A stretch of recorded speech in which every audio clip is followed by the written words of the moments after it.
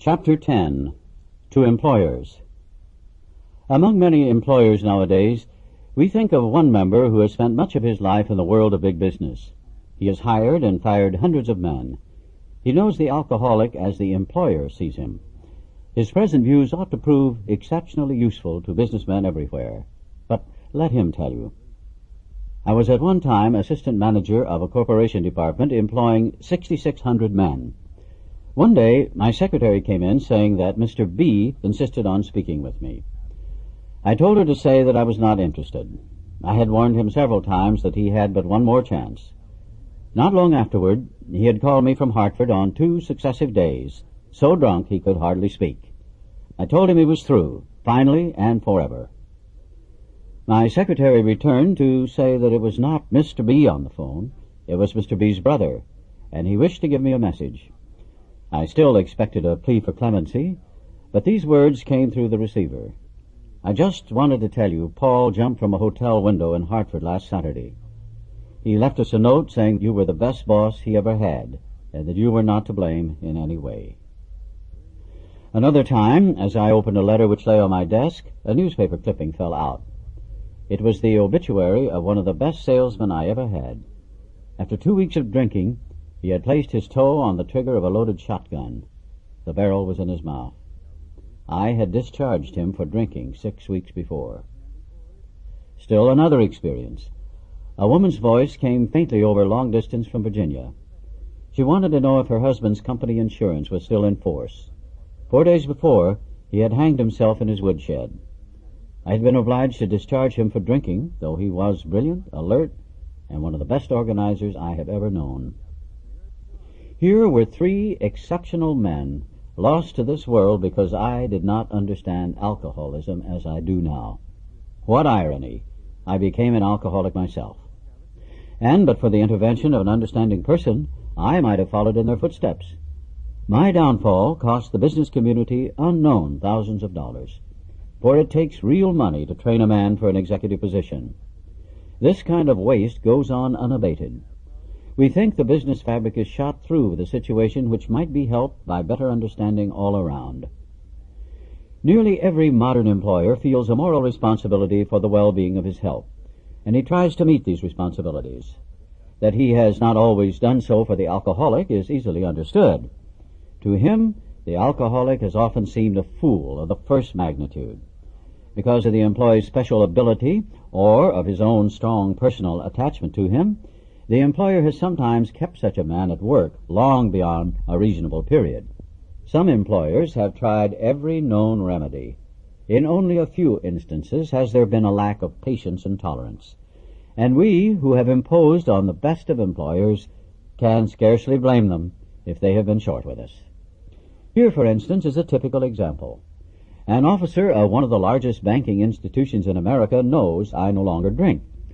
One day he told me about an executive of the same bank who, from his description, was undoubtedly alcoholic. This seemed to me like an opportunity to be helpful, so I spent 2 hours talking about alcoholism, the malady, and described the symptoms and results as well as I could. His comment was, "Very interesting, but I'm sure this man is done drinking. He has just returned from a 3 months leave of absence, has taken a cure, looks fine, and to clinch the matter, the board of directors told him this was his last chance." The only answer I could make was that if the man followed the usual pattern, he would go on a bigger bust than ever. I felt this was inevitable, and wondered if the bank was doing the man an injustice. Why not bring him into contact with some of our alcoholic crowd? He might have a chance. I pointed out that I had had nothing to drink whatever for 3 years, and this in the face of difficulties that would have made 9 out of 10 men drink their heads off. Why not at least afford him an opportunity to hear my story? "Oh, no," said my friend, "this chap is either through with liquor or he is minus a job. If he has your willpower and guts, he'll make the grade." I wanted to throw up my hands in discouragement, for I saw that I had failed to help my banker friend understand. He simply could not believe that his brother executive suffered from a serious illness. There was nothing to do but wait. Presently the man did slip and was fired. Following his discharge, we contacted him. Without much ado, he accepted the principles and procedure that had helped us. He is undoubtedly on the road to recovery. To me, this incident illustrates lack of understanding as to what really ails the alcoholic, and lack of knowledge as to what part employers might profitably take in salvaging their sick employees. If you desire to help, it might be well to disregard your own drinking, or lack of it. Whether you are a hard drinker, a moderate drinker, or a teetotaler, you may have some pretty strong opinions, perhaps prejudices. Those who drink moderately may be more annoyed with an alcoholic than a total abstainer would be. Drinking occasionally and understanding your own reactions, it is possible for you to become quite sure of many things, which, so far as the alcoholic is concerned, are not always so. As a moderate drinker, you can take your liquor or leave it alone. Whenever you want to, you control your drinking. Of an evening, you can go on a mild bender, get up in the morning, shake your head, and go to business. To you, liquor is no real problem. You cannot see why it should be to anyone else, save the spineless and stupid. When dealing with an alcoholic, there may be a natural annoyance that a man could be so weak, stupid, and irresponsible. Even when you understand the malady better, you may feel this feeling rising. A look at the alcoholic in your organization is many times illuminating. Is he not usually brilliant, fast-thinking, imaginative, and likable? When sober, does he not work hard and have a knack of getting things done? If he had these qualities and did not drink, would he be worth retaining? Should he have the same consideration as other ailing employees? Is he worth salvaging? If your decision is yes, whether the reason be humanitarian or business or both, then the following suggestions may be helpful. Can you discard the feeling that you are dealing only with habit, with stubbornness, or a weak will? If this presents difficulty, rereading chapters 2 and 3, where the alcoholic sickness is discussed at length, might be worthwhile. You, as a businessman, want to know the necessities before considering the result. If you can see that your employee is ill, can he be forgiven for what he has done in the past? Can his past absurdities be forgotten? Can it be appreciated that he has been a victim of crooked thinking directly caused by the action of alcohol on his brain? I well remember the shock I received when a prominent doctor in Chicago told me of cases where pressure of the spinal fluid actually ruptured the brain. No wonder an alcoholic is strangely irrational. Who wouldn't be with such a fevered brain? Normal drinkers are not so affected, nor can they understand the aberrations of the alcoholic. Your man has probably been trying to conceal a number of scrapes, perhaps pretty messy ones. They may be disgusting. You may be at a loss to understand how such a seemingly above-board chap could be so involved. But these scrapes can generally be charged, no matter how bad, to the abnormal action of alcohol on his mind. When drinking or getting over a bout, an alcoholic, sometimes the model of honesty when normal, will do incredible things. Afterward, his revulsion will be terrible. Nearly always these antics indicate nothing more than temporary conditions. This is not to say all alcoholics are honest and upright when not drinking. Of course that isn't so, and such people often may impose on you. Seeing your attempt to understand and help, some men will try to take advantage of your kindness. If you are sure your man does not want to stop, he may as well be discharged. The sooner the better. You are not doing him a favor by keeping him on. Firing such an individual may prove a blessing to him. It may be just the jolt he needs. I know in my own particular case that nothing my company could have done would have stopped me. For as long as I was able to hold my position, I could not possibly realize how serious my situation was. Had they fired me first, and had they then taken steps to see that I was presented with the solution contained in this book, I might have returned to them 6 months later, a well man. But there are many men who want to stop, and with them you can go far. Your understanding treatment of their cases will pay dividends. Perhaps you have such a man in mind. He wants to quit drinking, and you want to help him, even if it be only a matter of good business. You now know more about alcoholism. You can see that he is mentally and physically sick. You are willing to overlook his past performances. Suppose an approach is made something like this. State that you know about his drinking and that it must stop. You might say you appreciate his abilities, would like to keep him, but cannot if he continues to drink. A firm attitude at this point has helped many of us. Next, he can be assured that you do not intend to lecture, moralize, or condemn, that if this was done formally, it was because of misunderstanding. If possible, express a lack of hard feeling toward him. At this point, it might be well to explain alcoholism, the illness. Say that you believe he is a gravely ill person, with this qualification: being perhaps fatally ill, does he want to get well? You ask because many alcoholics, being warped and drugged, do not want to quit. But does he? Will he take every necessary step, submit to anything to get well, to stop drinking forever? If he says yes, does he really mean it? Or down inside does he think he is fooling you, and that after rest and treatment he will be able to get away with a few drinks now and then? We believe a man should be thoroughly probed on these points. Be satisfied he is not deceiving himself or you. Whether you mention this book is a matter for your discretion. If he temporizes and still thinks he can ever drink again, even beer, he might as well be discharged after the next bender, which, if an alcoholic, he is almost certain to have. He should understand that emphatically. Either you are dealing with a man who can and will get well, or you are not. If not, why waste time with him? This may seem severe, but it is usually the best course. After satisfying yourself that your man wants to recover and that he will go to any extreme to do so, you may suggest a definite course of action. For most alcoholics who are drinking, or who are just getting over a spree, a certain amount of physical treatment is desirable, even imperative. The matter of physical treatment should, of course, be referred to your own doctor.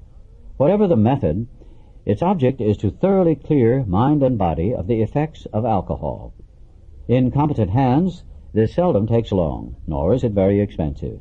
Your man will fare better if placed in such physical condition that he can think straight and no longer craves liquor. If you propose such a procedure to him, it may be necessary to advance the cost of treatment, but we believe it should be made plain that any expense will later be deducted from his pay. It is better for him to feel fully responsible. If your man accepts your offer, it should be pointed out that physical treatment is but a small part of the picture. Though you are providing him with the best possible medical attention, he should understand that he must undergo a change of heart. To get over drinking will require a transformation of thought and attitude. We all had to place recovery above everything, for without recovery, we would have lost both home and business. Can you have every confidence in his ability to recover? While on the subject of confidence, can you adopt the attitude that so far as you are concerned, this will be a strictly personal matter, that his alcoholic derelictions, the treatment about to be undertaken, will never be discussed without his consent? It might be well to have a long chat with him on his return. To return to the subject matter of this book, it contains full suggestions by which the employee may solve his problem. To you, some of the ideas which it contains are novel. Perhaps you are not quite in sympathy with the approach we suggest. By no means do we offer it as a last word on this subject, but so far as we are concerned, it has worked with us. After all, are you not looking for results rather than methods? Whether your employee likes it or not, he will learn the grim truth about alcoholism. That won't hurt him a bit, even though he does not go for this remedy. We suggest you draw the book to the attention of the doctor who is to attend your patient during treatment. If the book is read the moment the patient is able, while acutely depressed, realization of his condition may come to him. We hope the doctor will tell the patient the truth about his condition, whatever that happens to be. When the man is presented with this volume, it is best that no one tell him he must abide by its suggestions. The man must decide for himself. You are betting, of course, that your changed attitude, plus the contents of this book, will turn the trick. In some cases it will, and in others it may not. But we think that if you persevere, the percentage of successes will gratify you. As our work spreads and our numbers increase, we hope your employees may be put in personal contact with some of us. Meanwhile, we are sure a great deal can be accomplished by the use of the book alone. On your employee's return, talk with him. Ask him if he thinks he has the answer. If he feels free to discuss his problems with you, if he knows you understand and will not be upset by anything he wishes to say, he will probably be off to a fast start. In this connection, can you remain undisturbed if the man proceeds to tell you shocking things? He may, for example, reveal that he has padded his expense account, or that he has planned to take your best customers away from you. In fact, he may say almost anything if he has accepted our solution, which, as you know, demands rigorous honesty. Can you charge this off as you would a bad account, and start fresh with him? If he owes you money, you may wish to make terms. If he speaks of his home situation, you can undoubtedly make helpful suggestions. Can he talk frankly with you, so long as he does not bear business tales or criticize his associates? With this kind of employee, such an attitude will command undying loyalty. The greatest enemies of us alcoholics are resentment, jealousy, envy, frustration, and fear. Wherever men are gathered together in business, there will be rivalries, and arising out of these, a certain amount of office politics. Sometimes we alcoholics have an idea that people are trying to pull us down. Often this is not so at all, but sometimes our drinking will be used politically. One instance comes to mind in which a malicious individual was always making friendly little jokes about an alcoholic's drinking exploits. In this way, he was slyly carrying tales. In another case, an alcoholic was sent to a hospital for treatment. Only a few knew of it at first, but within a short time it was billboarded throughout the entire company. Naturally, this sort of thing decreased the man's chance of recovery. The employer can many times protect the victim from this kind of talk.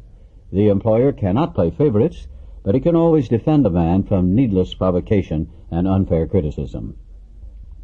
As a class, alcoholics are energetic people. They work hard and they play hard. Your man should be on his mettle to make good. Being somewhat weakened and faced with physical and mental readjustment to a life which knows no alcohol, he may overdo.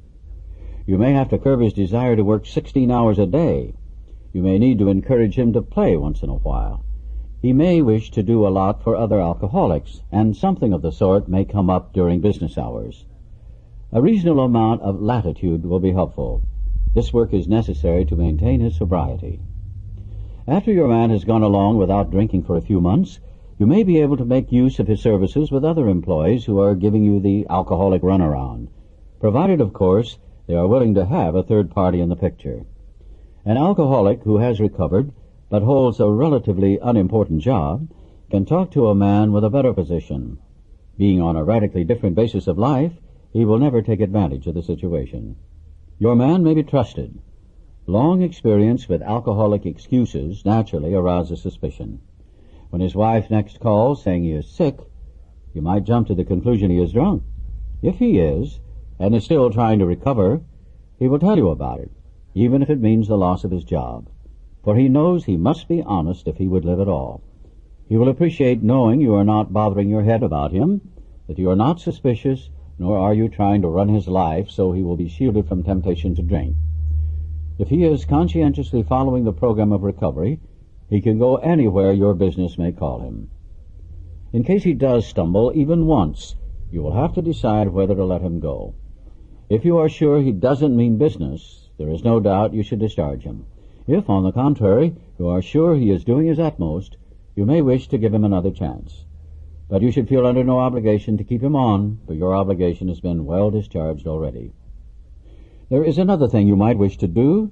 If your organization is a large one, your junior executives might be provided with this book. You might let them know you have no quarrel with the alcoholics of your organization. These juniors are often in a difficult position. Men under them are frequently their friends. So, for one reason or another, they cover these men, hoping matters will take a turn for the better. They often jeopardize their own positions by trying to help serious drinkers who should have been fired long ago, or else given an opportunity to get well. After reading this book, a junior executive can go to such a man and say approximately this: "Look here, Ed, do you want to stop drinking or not? You put me on the spot every time you get drunk. It isn't fair to me or the firm. I've been learning something about alcoholism. If you are an alcoholic, you're a mighty sick man. You act like one. The firm wants to help you get over it, and if you're interested, there is a way out. If you take it, your past will be forgotten, and the fact that you went away for treatment will not be mentioned. But if you cannot or will not stop drinking, I think you ought to resign." Your junior executive may not agree with the contents of our book. He need not, and often should not, show it to his alcoholic prospect. But at least he will understand the problem and will no longer be misled by ordinary promises. He will be able to take a position with such a man which is eminently fair and square. He will have no further reason for covering up an alcoholic employee. It boils right down to this. No man should be fired just because he is an alcoholic. If he wants to stop, he should be afforded a real chance. If he cannot or does not want to stop, he should be discharged. The exceptions are few. We think this method of approach will accomplish several things. It will permit the rehabilitation of good men. At the same time, you will feel no reluctance to rid yourself of those who cannot or will not stop. Alcoholism may be causing your organization considerable damage in its waste of time, men, and reputation. We hope our suggestions will help you plug up this sometimes serious leak. We think we are sensible when we urge that you stop this waste and give your worthwhile man a chance. The other day, an approach was made to the vice president of a large industrial concern. He remarked, "I'm mighty glad you fellows got over your drinking. But the policy of this company is not to interfere with the habits of our employees. If a man drinks so much that his job suffers, we fire him. I don't see how you can be of any help to us, for, as you see, we don't have any alcoholic problem." This same company spends millions for research every year. Their cost of production is figured to a fine decimal point. They have recreational facilities. There is company insurance. There is a real interest, both humanitarian and business, in the well-being of employees. But alcoholism? Well, they just don't believe they have it. Perhaps this is a typical attitude. We, who have collectively seen a great deal of business life, at least from the alcoholic angle, had to smile at this gentleman's sincere opinion. He might be shocked if he knew how much alcoholism is costing his organization a year.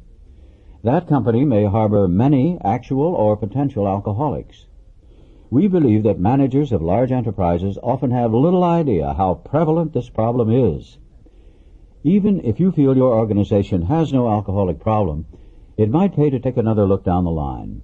You may make some interesting discoveries. Of course, this chapter refers to alcoholics, sick people, deranged men. What our friend, the vice president, had in mind was the habitual or whoopee drinker. As to them, his policy is undoubtedly sound, but he did not distinguish between such people and the alcoholic. It is not to be expected that an alcoholic employee will receive a disproportionate amount of time and attention. He should not be made a favorite. The right kind of man, the kind who recovers, will not want this sort of thing. He will not impose. Far from it. He will work like the devil and thank you to his dying day. Today, I own a little company. There are 2 alcoholic employees who produce as much as 5 normal salesmen. But why not?